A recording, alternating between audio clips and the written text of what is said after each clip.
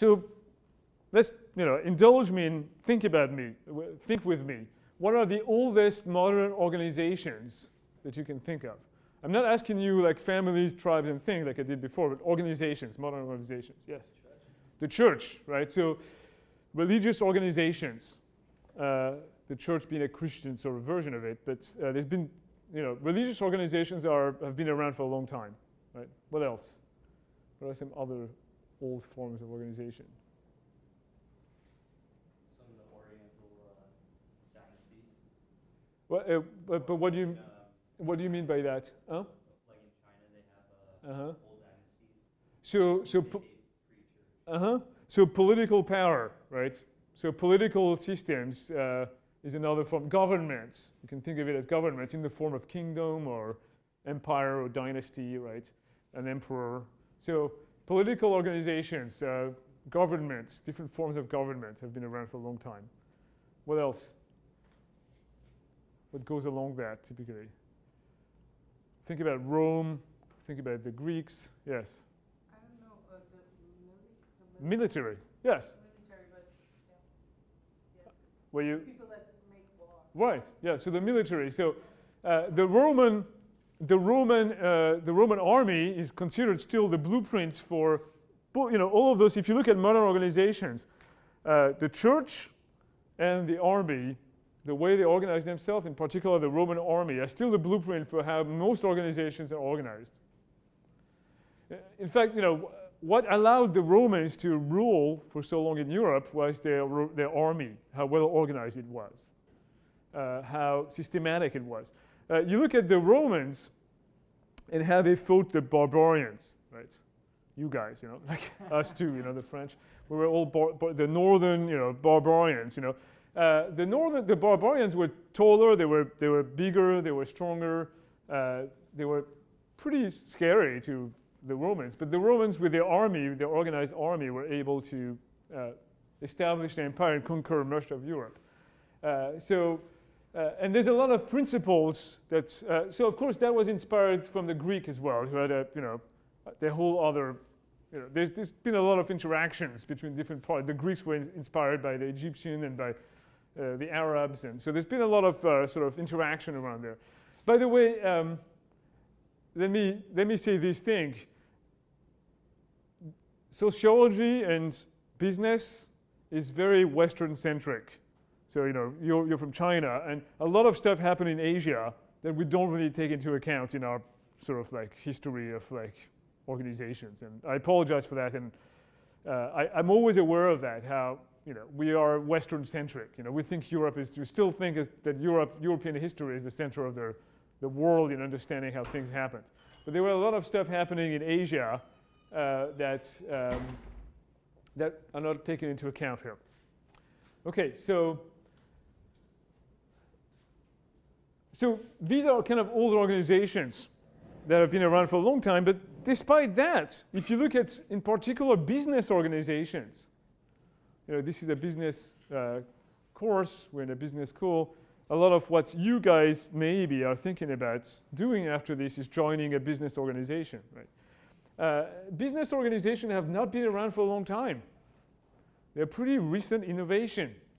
And in order to think about that, I want to invite you to think about a Western town, like Paso Robles. You guys know Paso Robles, right? You've been to Paso Robles? Paso Robles is the blueprint of a Western town. Billy the Kid is supposed to have been hiding at Paso Robles at some point. It was a really old cowboy town a while ago. So not so long ago, 150 years ago, Paso Robles was a Western town. So what like if you've seen Western movies, right? So what did a Western town typically look like? How was it organized?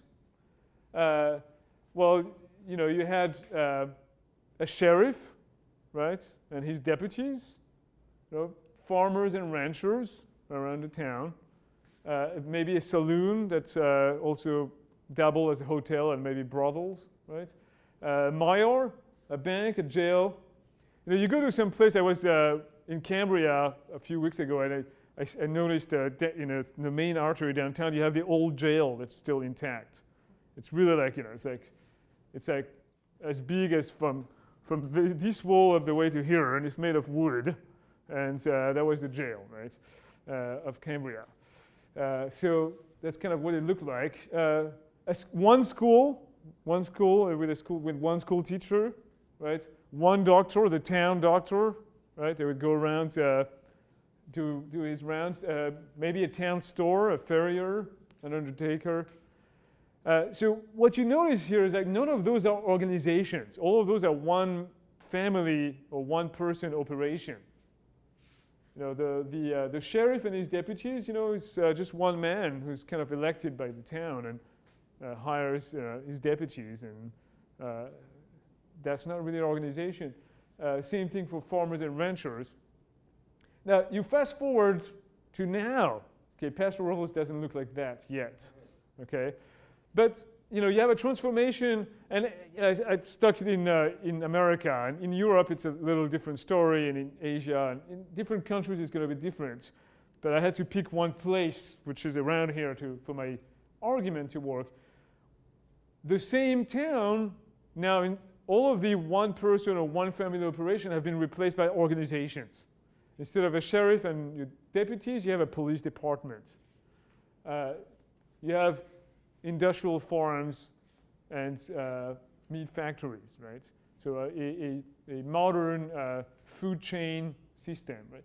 You have hotel conglomerates, a city hall, which is an organization instead of a mayor. Government-run prison systems. Look at just around here. We have a lot of prisons around the Central Coast. The men's colony, the Atascadero State Prison, and other such,